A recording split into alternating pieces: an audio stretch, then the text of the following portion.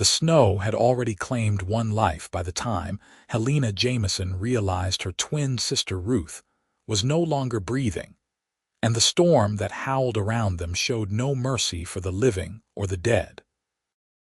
Helena's hands were numb beyond feeling as she clutched Ruth's frozen body against her chest, rocking back and forth in the shallow depression they had tried to use as shelter. The wind screamed across the Colorado plains like a living thing bent on destruction, and the world had disappeared into a wall of white that blinded and disoriented. They had been traveling from Denver to Fort Lyon when the blizzard struck without warning, separating them from their wagon and horses in the chaos. Ruth had always been the frailer of the two, delicate where Helena was sturdy, prone to illness where Helena fought through every ailment with stubborn determination. But this cold was different. This cold cared nothing for determination or will. Ruth's lips were blue, her eyes closed as if she had simply fallen asleep. But Helena knew. She had felt the moment her sister's breathing stopped, felt the terrible stillness that meant her other half, the person who had shared her mother's womb and every moment of her 22 years, was gone. The sobs that tore from Helena's throat were raw and animal, swallowed by the wind that tried to steal even her grief. She did not know how long she sat there. Time had lost all meaning in the white void. Her own body was shutting down, she could feel it. The cold was seductive now, whispering that she should just close her eyes and join Ruth. They had come into this world together. Perhaps it was right that they should leave it together too. The voice that cut through the storm seemed like a hallucination at first. "Hello, is someone out there?" Helena tried to call back, but her voice was a broken rasp. She tried again, forcing sound through her frozen throat. "Here, we are here." The shape that emerged from the blizzard looked like a ghost, covered in snow and frost. But as it came closer, Helena could make out the form of a man leading a horse, both of them fighting against the wind. He was tall and broad-shouldered, his face wrapped in a scarf with only his eyes visible, squinting against the driving snow. Nathan Keller had been checking his trap lines when the storm hit, and he had been trying to make it back to his cabin for the past hour. He knew these plains better than most, had survived more than one Colorado blizzard in his 26 years, but this one was particularly vicious. He had nearly turned back a dozen times, but something had pulled him forward, some instinct that told him to keep searching. When he saw the woman huddled in the snow, he thought at first she was alone. Then he saw what she was holding and his heart dropped. "I have a cabin not far from here," he shouted over the wind, kneeling beside Helena. "Can you stand?" Helena stared at him with eyes that seemed to look through him. "My sister, Ruth, she is dead." Nathan had seen death before. He had fought in the last years of the Indian Wars, had buried friends and enemies alike. But there was something about the raw anguish in this woman's voice that struck him harder than he expected. "I am sorry, but we need to get you inside or you will freeze too. Can you let her go?" "No." The word was absolute. Nathan looked at the dead woman, then at the living one, and made a decision. "Then I will carry you both, but you have to trust me." He did not wait for an answer. He lifted Helena bodily, and she refused to release her sister. So he ended up carrying both women, one living and one dead, while leading his horse with his other hand. The weight was staggering, and the wind tried to knock him down with every step, but Nathan Keller was not a man who gave up easily. His cabin was closer than he had indicated, perhaps another quarter-mile, but in the blizzard it might as well have been 10. He trudged forward, following landmarks he knew by instinct more than sight, until finally the dark shape of his home appeared through the snow. Getting inside was a struggle. He had to prop both women against the wall while he forced the door open against the wind, then drag them inside before the storm could follow. His horse he led to the small attached stable, removing the saddle and blanket before securing the door and returning to the cabin. Helena was still holding Ruth, still rocking and weeping, though her sobs had grown quieter, more terrible in their broken resignation.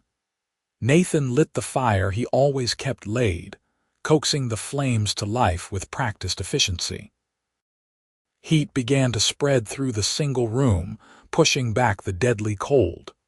"Miss, I need you to let me see your sister," Nathan said gently, kneeling beside Helena again. His face was visible now, weathered and strong with dark eyes that held both kindness and a deep sadness of their own. A scar cut across his left eyebrow, and his dark hair was shaggy beneath his hat. "She is dead," Helena said again, as if saying it enough times would make it real, would make it something she could accept.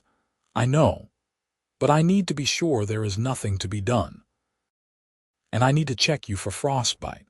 Please." Perhaps it was the gentleness in his voice, or perhaps Helena simply had no strength left to resist. Her arms finally loosened, and Nathan carefully took Ruth's body from her, laying her on his bed with surprising tenderness. He checked for a pulse he knew he would not find, held his hand near her mouth to feel for breath that would not come. Ruth Jamison was indeed dead, had been for some time by the coldness of her skin. He turned his attention to Helena, who sat on the floor staring at nothing. "Can you tell me your name, Helena?" "Helena Jamison." "I am Nathan Keller. You are safe now, Helena, but I need to check your hands and feet. Frostbite can cost you fingers and toes if it is not treated." She did not resist as he pulled off her frozen gloves and boots. Her fingers were an alarming white, as were several of her toes. He brought snow from outside and began the painful process of gradual rewarming, knowing that if he warmed her too quickly, he could do more damage.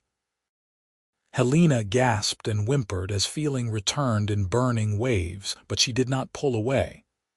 "What were you doing out in the storm?" Nathan asked, partly to distract her from the pain.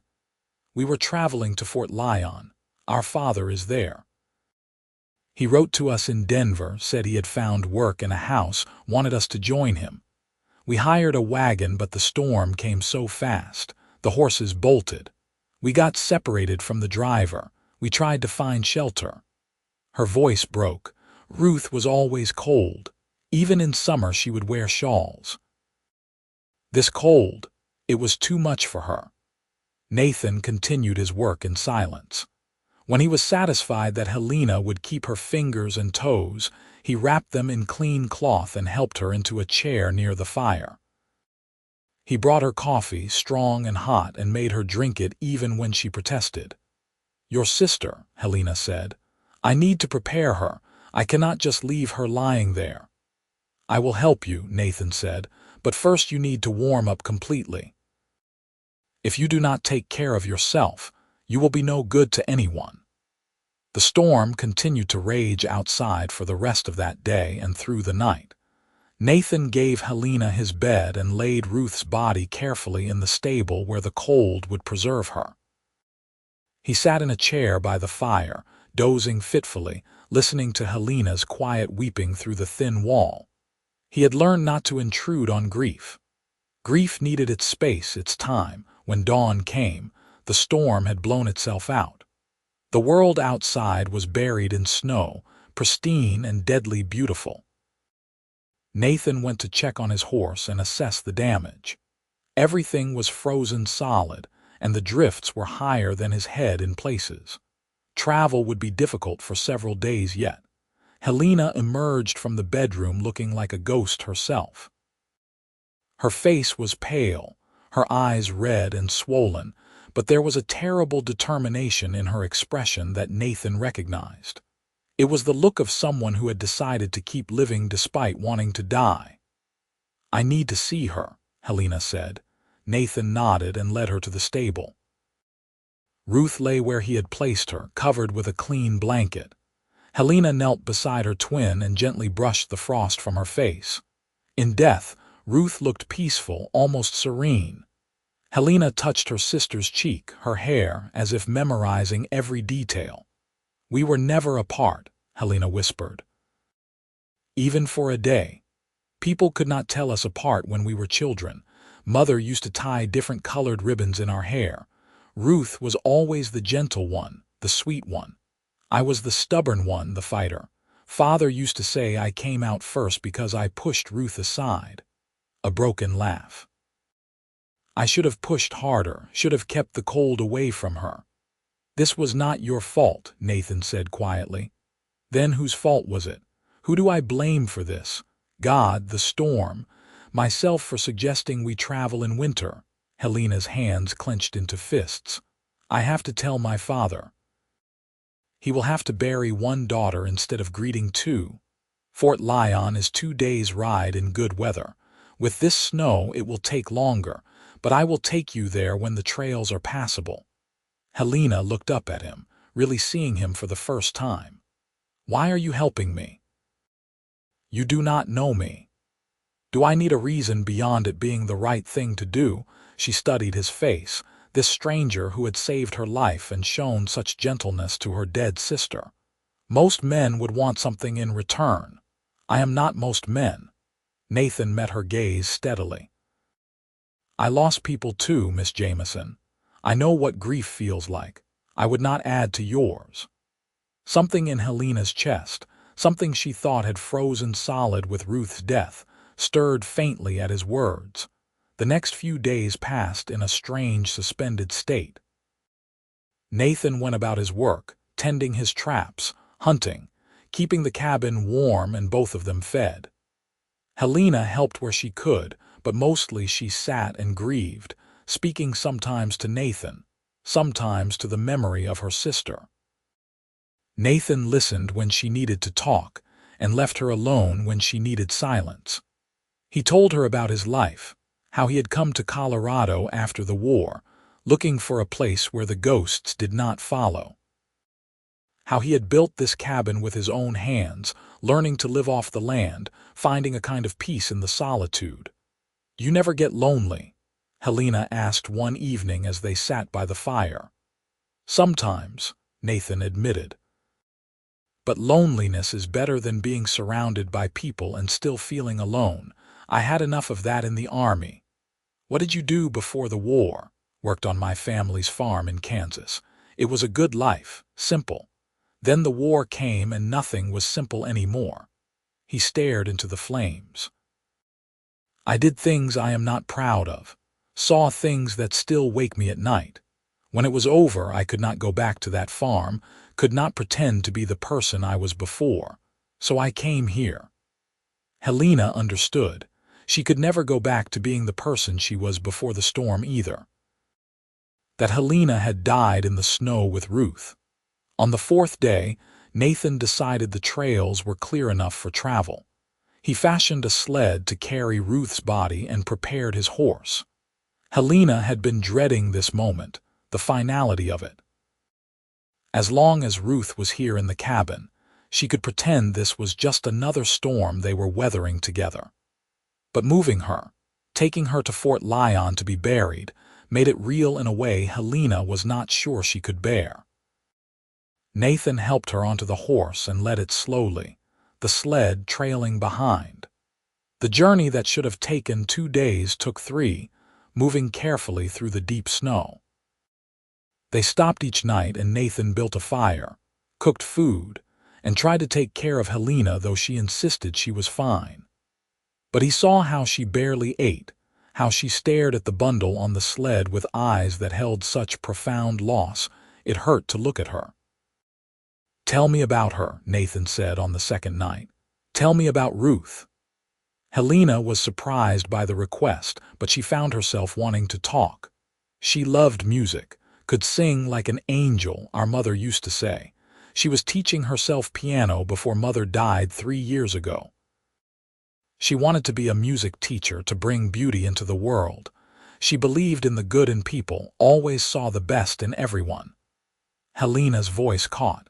"She would have liked you. She would have said you were a good man with a kind heart." "And what do you say?"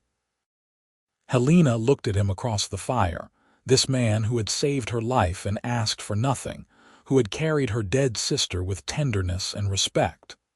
I say she would have been right. They reached Fort Lyon late on the third day. The fort itself had been decommissioned a few years earlier, but the town that had grown around it remained, a rough collection of buildings and people trying to carve out lives in the harsh Colorado landscape. Nathan asked directions to the Jamison residence and was pointed to a small house on the edge of town. Helena dismounted on shaking legs. This was the moment she had been dreading. She walked to the door and knocked. The man who answered was in his 50s, weather-beaten and tired-looking, but his face lit up when he saw her. "Helena, you made it, but where is Ruth? Is she still unloading the wagon?" Helena's face crumpled. "Papa, there was a storm. The wagon was lost. Ruth, she could not." The words would not come. Henry Jamison looked past his daughter to where Nathan stood by the sled, and understanding dawned in his eyes with terrible clarity. "No, no, please God, no." Helena caught her father as his knees buckled and they sank to the ground together, two pieces of a family that had just become irreparably broken. Nathan stood aside, giving them their grief, until Henry finally composed himself enough to stand. "Bring her inside," Henry said, his voice hoarse. "Please." Nathan and Henry carried Ruth into the house and laid her on a table. Henry uncovered her face and made a sound like he had been struck. He touched her cheek, his hand trembling. "My baby girl, my sweet Ruth." "She did not suffer long," Helena said, though she did not know if it was true. The cold took her quickly. Henry looked at Nathan. "You brought them here. I found your daughter in the storm. I did what I could.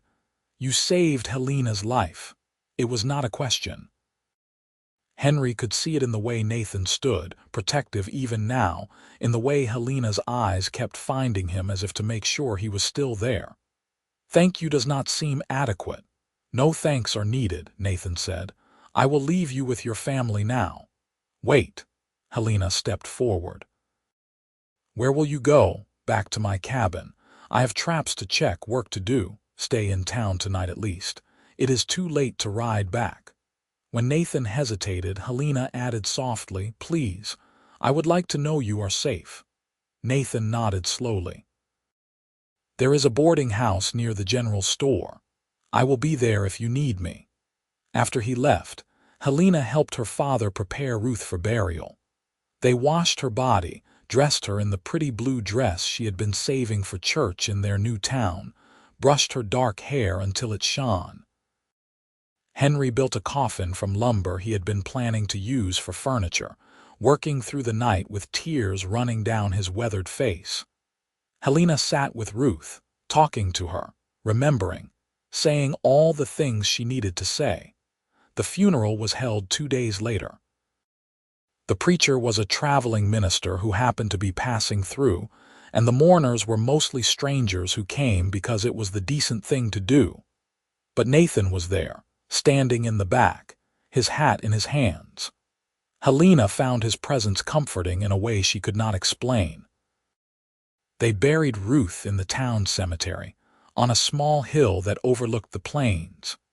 Henry spoke the words he needed to say, and Helena placed wildflowers on the grave even though they were frozen and wilted. The wind blew cold across the hilltop, but the storm was over. The sky was painfully blue and bright.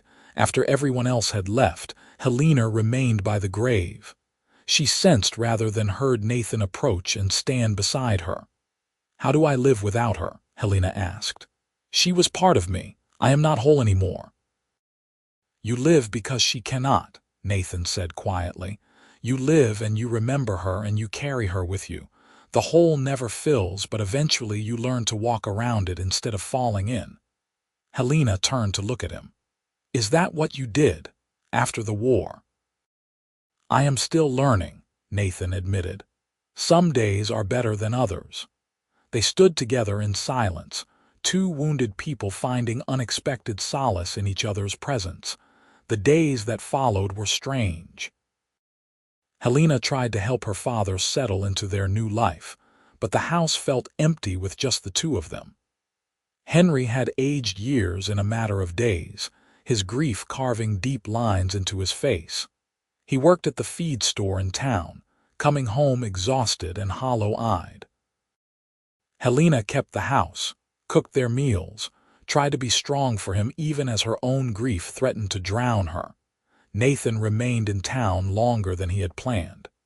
He told himself he needed supplies, needed to sell his furs, needed to check on some business. But the truth was he found himself drawn to the small house on the edge of town, to the dark-haired woman with sorrow in her eyes. He would stop by with firewood or fresh meat from a hunt, or simply to check that they were managing. Henry welcomed him, grateful for the help and the company.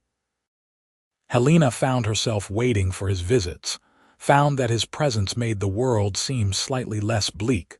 One afternoon, about 2 weeks after the funeral, Nathan found Helena sitting on the porch despite the cold. She was staring at the mountains in the distance, her expression distant. "May I sit?" he asked. Helena nodded, and he settled beside her on the step. "I keep expecting her to walk around the corner," Helena said. "To hear her humming in the next room. We shared everything. How do I have experiences now that she will never know? How do I live a life she is not part of?" "You do not forget her," Nathan said. "You bring her memory with you into whatever comes next. The people we love, they become part of who we are. Ruth is still part of you, Helena. Death does not change that." Helena turned to him, and for the first time since the storm, something flickered in her eyes besides grief. "How did you become so wise?" "I am not wise. I am just someone who has learned to live with ghosts."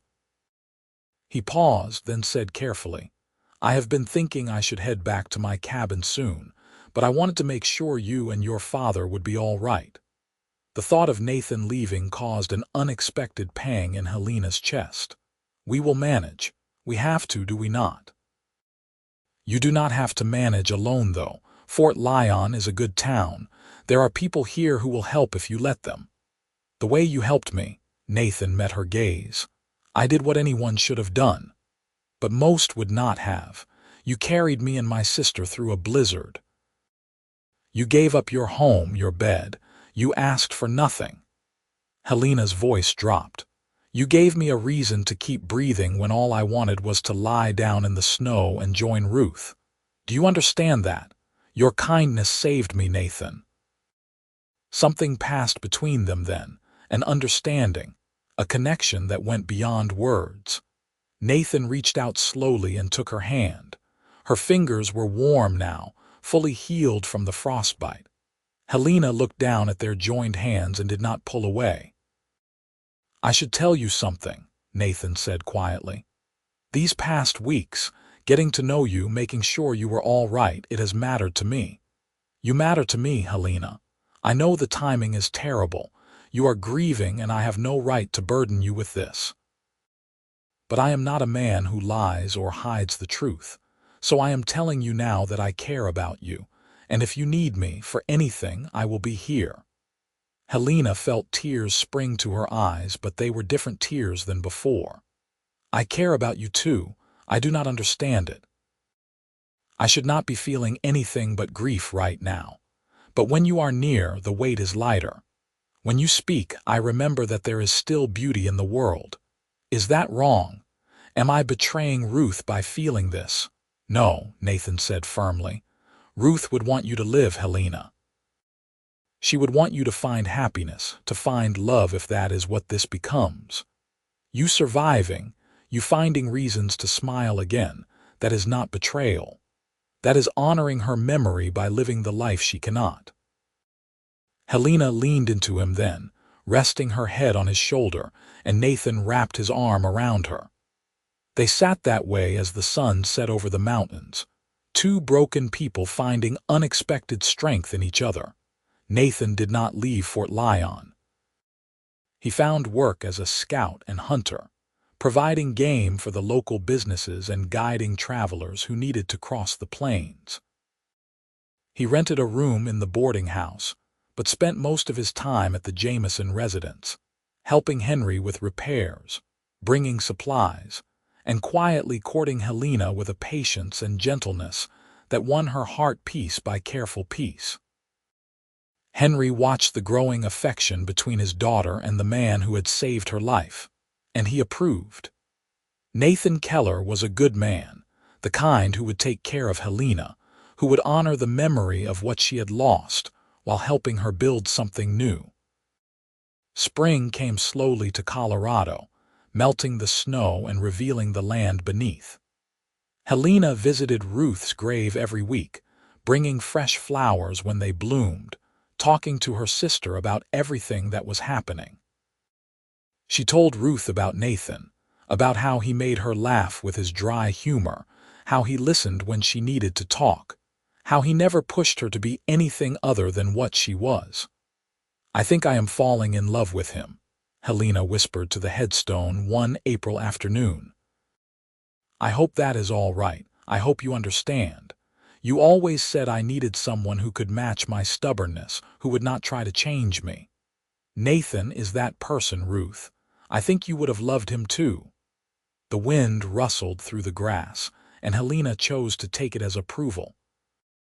Nathan proposed on a warm evening in May, 6 months after the storm. They were sitting by the river that ran near town, watching the water flow past. He had been nervous all day, and Helena had noticed but said nothing, curious to see what had him so unsettled. "Helena, I need to ask you something," Nathan said finally, taking her hand. "I know we have not known each other long in the grand scheme of things. I know you have been through terrible loss, but these past months with you have been the happiest of my life. You make me want to be a better man. You make me believe in a future worth having. So I am asking, would you do me the honor of becoming my wife?" Helena's eyes filled with tears, but she was smiling. "Yes, yes, Nathan, I will marry you." He pulled her into his arms and kissed her, gentle at first, then deeper as she responded. When they finally broke apart, both were breathless. "I promise I will take care of you," Nathan said. "I will honor Ruth's memory and make sure you never forget her. I will build you a good life, Helena, I swear it." "I know you will," Helena said softly, "because that is who you are. A good man with a kind heart, just like Ruth would have said." They were married in June in the same small church where Ruth's funeral had been held. It felt right somehow to make their vows in the same place where they had said goodbye. Henry walked Helena down the aisle, tears in his eyes but joy on his face. The town turned out for the wedding, these people who had embraced the Jamisons as their own. Helena wore a simple dress of cream-colored cotton with lace trim, her dark hair pinned up with wildflowers woven through.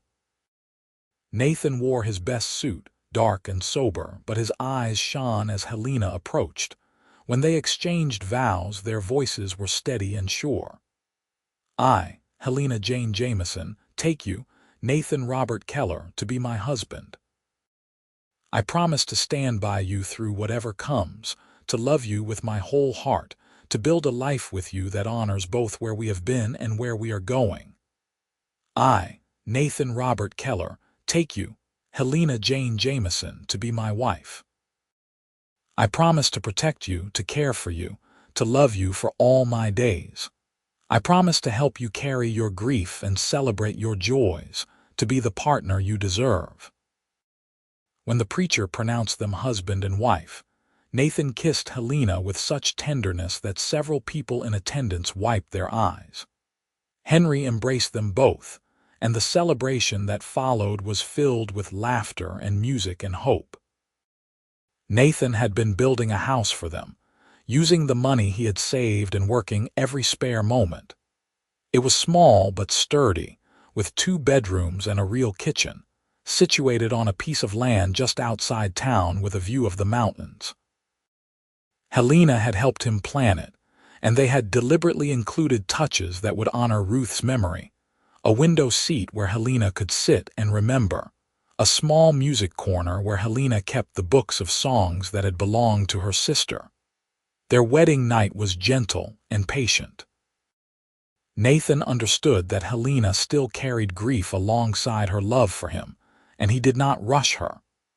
They lay together in their new bed, learning each other slowly, speaking in whispers and touches. When Helena cried afterward, Nathan held her and understood that the tears were complicated, joy and sorrow tangled together. "I am happy," Helena said against his chest. "I love you, Nathan, but I miss her so much." "I know," Nathan said, stroking her hair. "You can be both happy and sad, Helena. Grief does not disappear because we find new love. It just makes room." Life settled into a rhythm. Nathan continued his work as a scout and hunter while also working a small ranch on their property, raising horses he planned to sell. Helena tended their home and garden, took in sewing to earn her own money, and helped her father when he needed it. They visited Ruth's grave together each week, Nathan standing quietly while Helena talked to her sister. The town of Fort Lyon continued to grow, becoming more established. More families arrived, more businesses opened. The wildness of the West was slowly being tamed, though danger still lurked for the unwary. Nathan taught Helena to shoot, both rifle and pistol, insisting she know how to protect herself when he was away. "I will not lose you," he said as they practiced. "Not to outlaws, not to wild animals, not to anything. You are too precious to me." Helena learned quickly, her stubbornness serving her well. She became a decent shot, good enough to take down game and certainly good enough to give any threat pause. Their first winter together was hard. The anniversary of Ruth's death approached, and Helena grew quiet and withdrawn. Nathan gave her space but stayed close, making sure she knew he was there. On the day itself, they rode out to the cemetery despite the cold. Helena stood before Ruth's grave for a long time, silent tears running down her face. "I have been living the life you cannot," Helena said finally. "I have found love with a good man. We have a home. Papa as well, but you should be here, Ruth. You should have found love too. You should have had the chance to teach music, to have children, to grow old. It is not fair." "No," Nathan agreed quietly from where he stood a few feet away. "It is not fair, but she would want you to keep living, Helena. She would want you to find joy." Helena turned to him and he opened his arms. She walked into his embrace and let herself grieve, truly grieve, for the sister who should have been there to celebrate every milestone and would never have that chance. When spring came again, Helena discovered she was pregnant. The realization brought a complicated mix of emotions. Joy at the prospect of a child with Nathan, the man she loved more than she had thought possible. But also, a profound sadness that Ruth would never meet this child, would never be an aunt, would never have children of her own. Nathan was overjoyed when she told him, spinning her around carefully and kissing her thoroughly. "We are going to have a baby. Helena, we are going to be parents. Are you ready for that?" Helena asked, laughing through her tears. "A baby will change everything."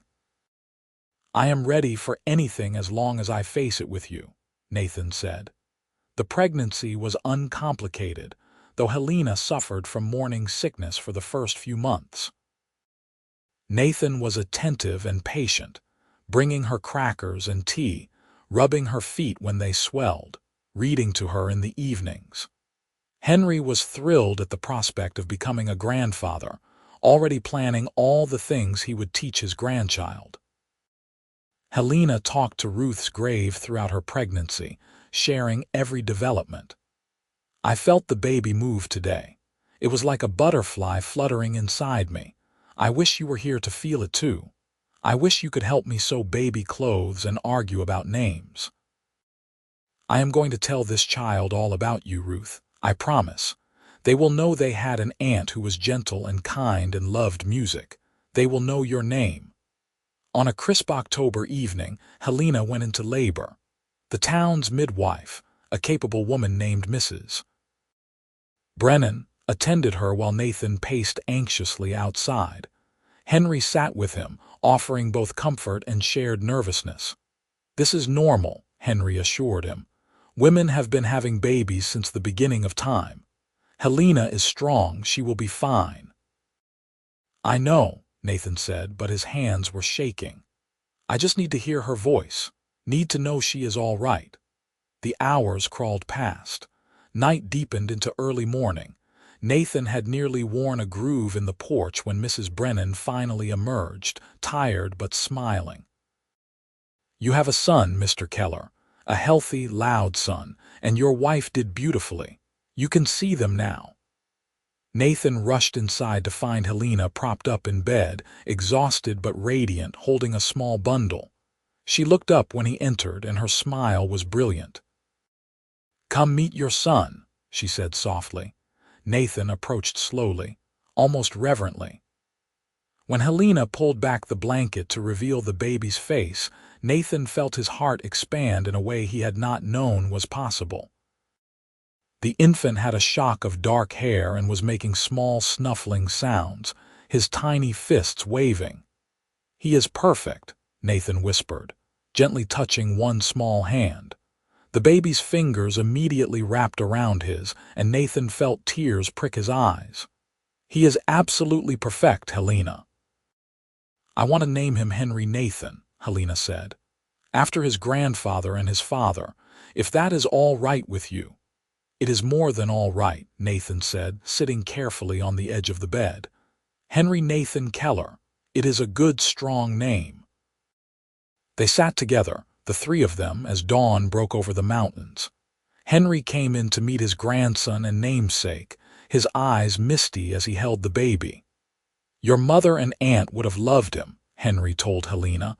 "They would have been so proud."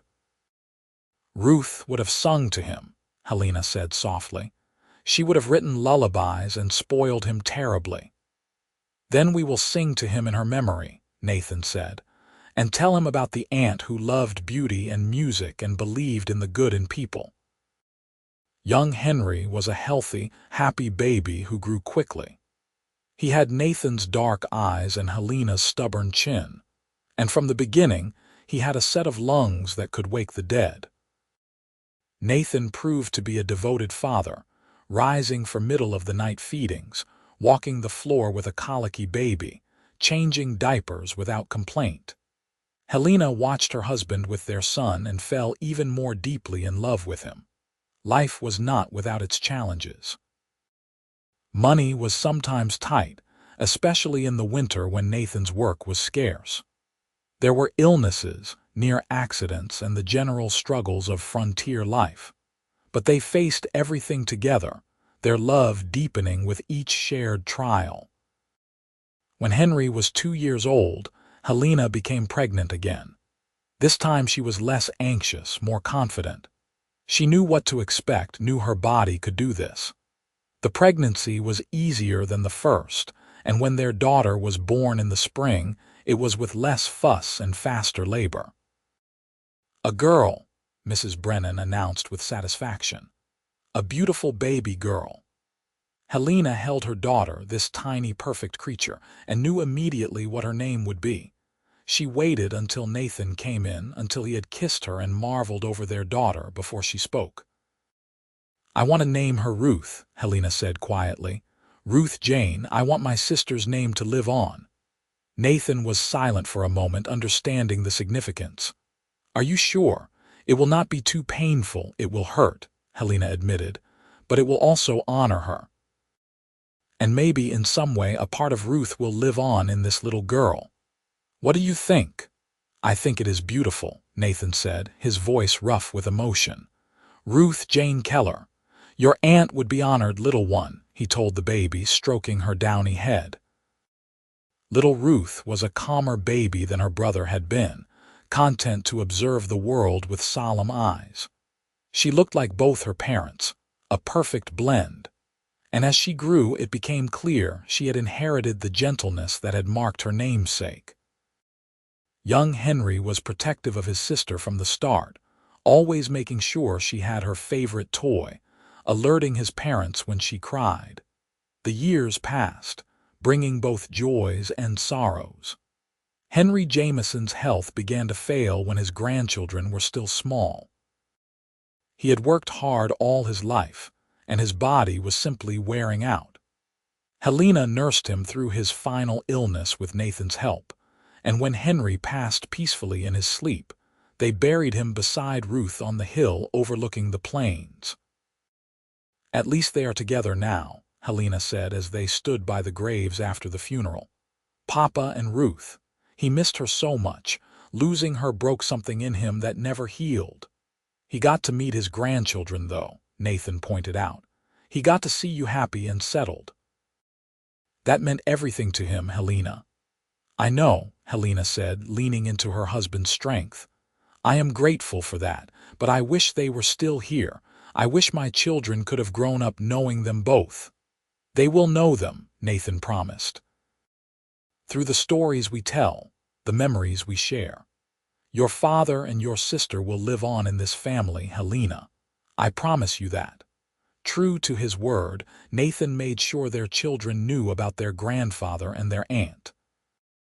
They told stories about Henry's kindness and work ethic, about Ruth's love of music and gentle spirit. Young Ruth showed an aptitude for singing that delighted Helena, and she taught her daughter every song she could remember her sister singing. The Keller family grew and thrived. Nathan's horse ranch became successful, and Helena's sewing business brought in steady income. They expanded their house, adding rooms as they needed them. Young Henry grew into a serious, hard-working boy who loved helping his father with the horses. Little Ruth was more dreamy, always humming to herself, caring for injured animals she found and nursing them back to health. When Helena was 30, 10 years after the storm that had taken her sister and brought Nathan into her life, she stood on their porch watching the sunset. Nathan came to stand beside her, slipping his arm around her waist. "What are you thinking about?" he asked. "Everything," Helena said softly. "Ruth, the storm, the day you found us, how different my life could have been, how I could have died that day too." "But you did not," Nathan said. "You survived, you fought. And look at what we have built, Helena. Look at our children, our home, our life. Ruth's death was a tragedy, and I know you still miss her, but her death also brought us together. There is no shame in acknowledging that." "I know," Helena said. "And I do not think Ruth would mind. She always wanted me to find someone who would love me completely, someone who would see past my rough edges to the person underneath. You are that person, Nathan. You have given me a life I never dreamed possible." "You gave me the same," Nathan said, turning her to face him. "Before you, I was just surviving, just going through the motions. You taught me how to live again, how to love, how to hope. You and our children, you are my whole world." Helena kissed him, deep and long, pouring 10 years of love and gratitude into it. When they broke apart, she rested her forehead against his. "You think we will have more children?" she asked. "You want more children, maybe," Helena said. "I love our little family." "But there is room for more love, do you not think?" "There is always room for more love," Nathan agreed. They did have one more child, a son they named Thomas, who came as a surprise when Helena was 32. Thomas was a wild child from the start, fearless and full of mischief, keeping his parents on their toes. Young Henry, now 12, tried to be responsible and keep his younger siblings in line. Ruth, at 10, mothered baby Thomas with gentle patience. Their home was full of noise and laughter and the beautiful chaos of family life. The West continued to change around them. Railroads came through, bringing more settlers. Fort Lyon evolved from a rough frontier town into an established community with schools and churches and all the trappings of civilization. Nathan adapted his business, focusing more on breeding quality horses for the changing market. Helena became known for her fine needlework, taking commissions from wealthy families in Denver and even further east. Through it all, Helena never forgot Ruth. She visited the grave regularly, less often as the years passed but no less faithfully. She told her sister about her children's accomplishments, about Nathan's successes, about the life she was living. And sometimes, on quiet evenings, she would sing the songs Ruth had loved, passing them on to her daughter so that the music would never die. When their eldest son Henry was 18, he asked to take over more responsibility on the ranch. Nathan agreed, proud of the man his son had become. Henry was steady and reliable, with his father's quiet strength and his mother's determination. He had been courting a girl from town, a sweet-natured young woman named Mary, and Nathan suspected a wedding would be coming soon. Ruth, at 16, had grown into a lovely young woman with her mother's beauty and her namesake aunt's gentle spirit. She had a beautiful singing voice and taught music to children in town, fulfilling the dream that the original Ruth had never gotten to realize. Helena watched her daughter with a mix of pride and bittersweet joy, seeing echoes of her sister in every gesture. Thomas, at 6, was still the family wild child, but he had a good heart and a quick mind. He kept everyone laughing with his antics and showed an unexpected talent for drawing, filling pages with sketches of horses and landscapes. Nathan and Helena, now in their 40s, sat on their porch one summer evening watching their children. Henry was teaching Thomas to rope a post, while Ruth sang as she hung laundry. The scene was so perfectly domestic, so peacefully happy, that Helena felt her throat tighten with emotion. "We have done well," she said to Nathan. "Against all odds, we have built something beautiful." "We have," Nathan agreed, taking her hand. "And we are not done yet. We have grandchildren to look forward to, more years together, more memories to make."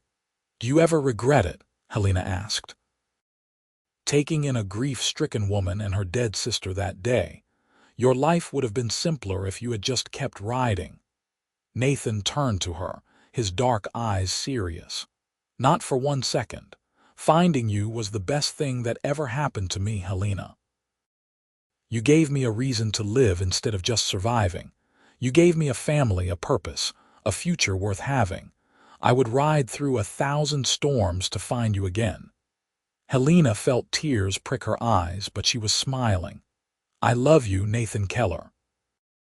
I loved you from the moment you insisted on carrying me and Ruth to safety, when any sensible man would have left us.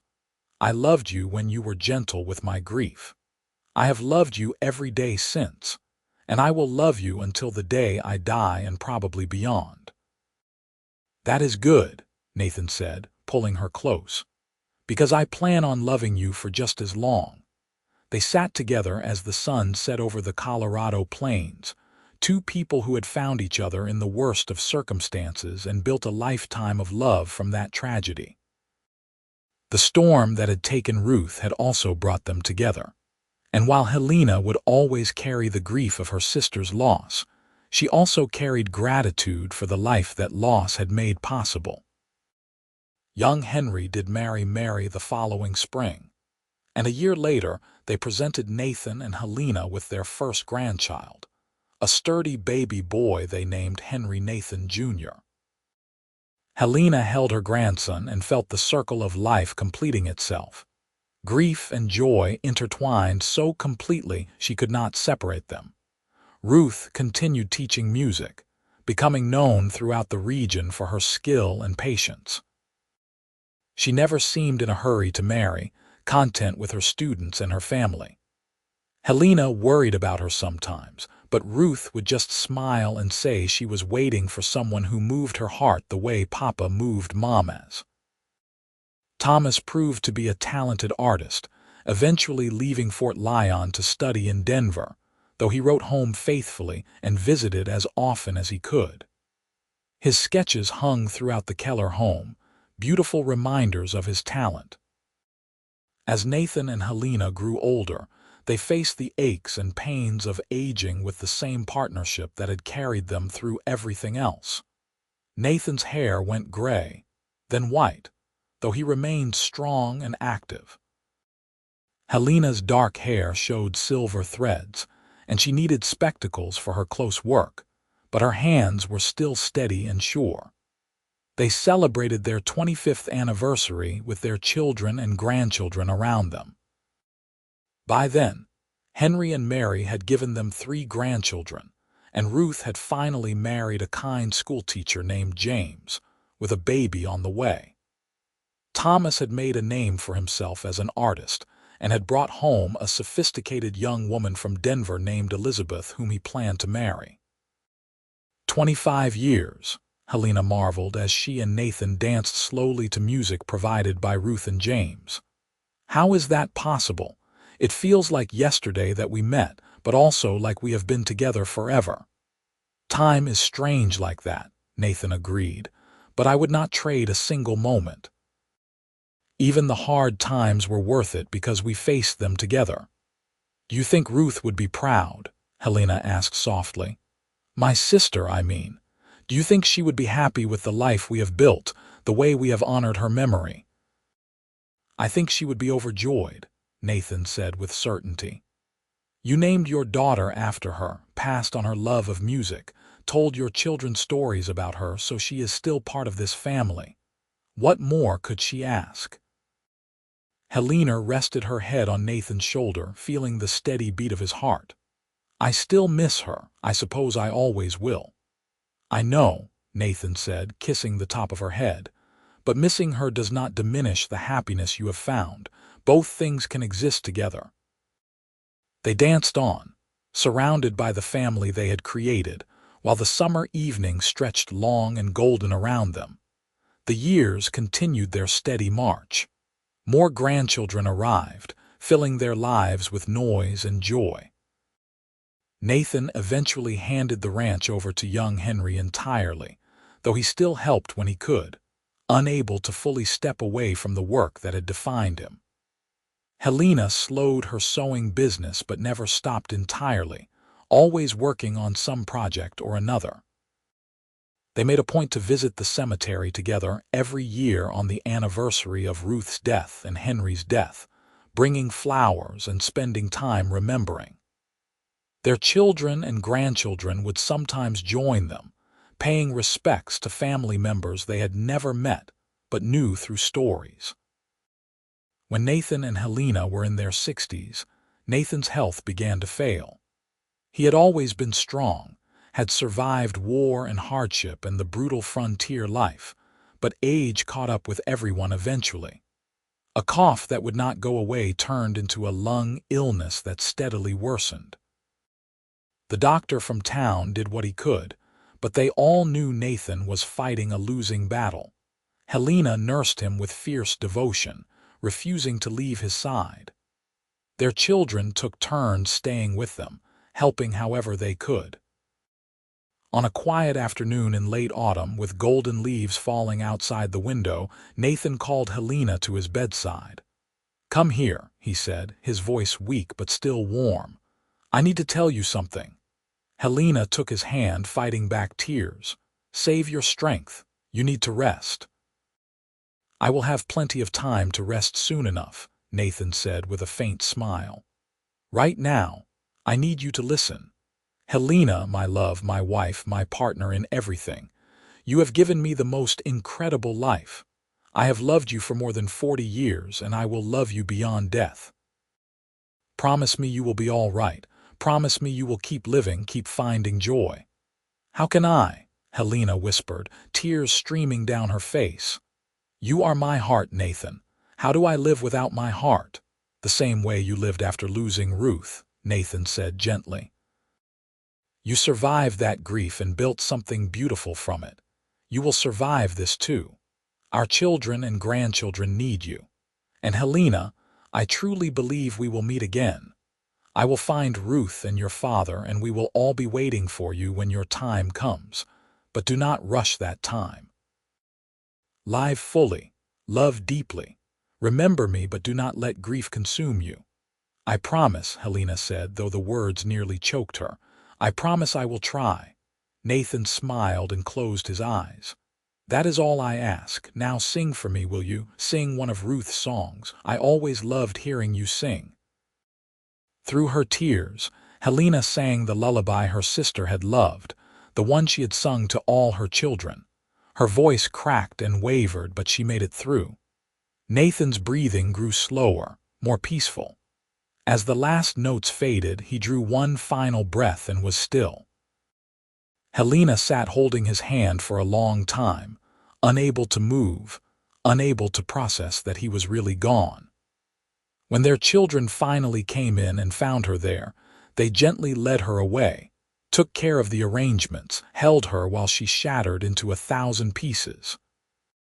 They buried Nathan on the hill beside Ruth and Henry, overlooking the plains he had loved. The entire town turned out for the funeral, testament to the man Nathan had been and the respect he had earned. Helena stood dry-eyed through the ceremony, too numb for tears. It was only later, alone in the house that echoed with Nathan's absence, that she finally broke down completely. Her children rallied around her, refusing to let her sink into despair. Young Henry, now a middle-aged man with children of his own, moved his family into the main house temporarily to care for his mother. Ruth came every day, bringing food and company and gentle insistence that Helena keep getting up, keep moving, keep living. Thomas traveled from Denver to stay for several weeks, filling the house with his energy and determination to see his mother smile again. "Papa would not want you to give up," Ruth told her mother one afternoon as they sat together. "He made you promise to keep living." "You have to honor that promise, Mama." "I know," Helena said wearily, "but it is so hard, Ruth. He was everything to me. We built this entire life together. How do I continue without him?" "One day at a time," Ruth said, taking her mother's hand. "The same way you taught me to handle anything difficult. You do not have to figure out the rest of your life right now. You just have to make it through today." So Helena made it through one day, then another, then another. The grief was crushing, overwhelming, but slowly she found ways to carry it. She spent time with her grandchildren, finding comfort in their innocent joy. She worked in her garden, creating beauty as a way to honor Nathan's memory. She visited the cemetery regularly, now tending 3 graves instead of 2, talking to the people she had lost and telling them about the family that continued on. 6 months after Nathan's death, Helena was sitting on the porch at sunset when young Henry came to sit beside her. "Mama, I have been thinking," he said carefully. "Mary and I would like you to consider selling this house and coming to live with us. You should not be alone out here." "This is my home," Helena said. "Nathan and I built it together. I am not ready to leave it." "I understand," Henry said. "But at least let us move back in with you then. I do not like thinking of you here by yourself." Helena turned to look at her eldest son, seeing so much of Nathan in his face. "I appreciate your concern, truly. But I need to learn how to be alone, how to be just myself instead of one half of a whole. Your father and I had 40 wonderful years together. Now I need to figure out who Helena Keller is without Nathan beside her." "You are sure?" "I am sure. But I promise if it becomes too much, if I need help, I will ask. Will that satisfy you?" Henry hugged his mother tightly. "You are the strongest person I know, Mama. Papa used to say that all the time. He said you survived things that would have broken other people. He was so proud of you." After Henry left, Helena sat alone as darkness fell. She thought about everything she had survived, losing Ruth, losing her father, now losing Nathan. Each loss had carved away pieces of her heart, but she was still here, still standing, still living. "I am doing my best," she whispered to the stars. "I am keeping my promise, but I miss you all so much."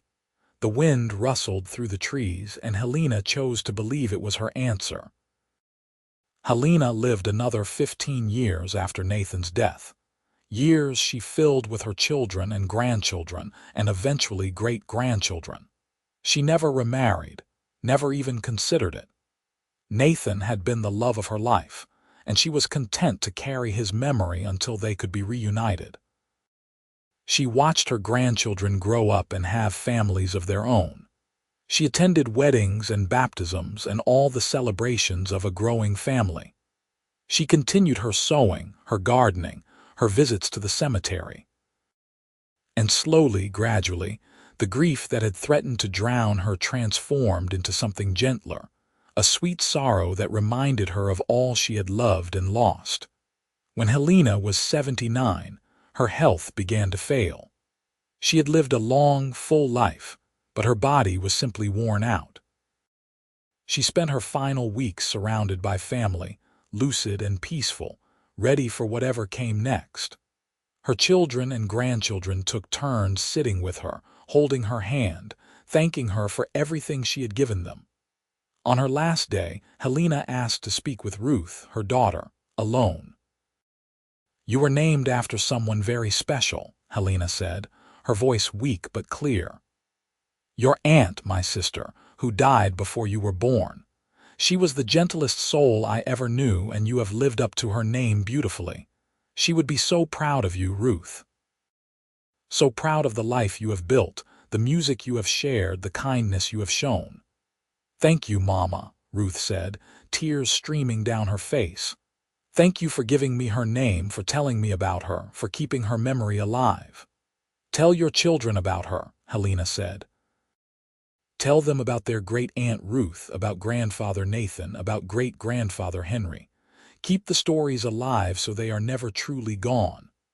"I promise," Ruth said. Helena smiled and closed her eyes. "I am so tired, sweetheart, so very tired, but I am not afraid.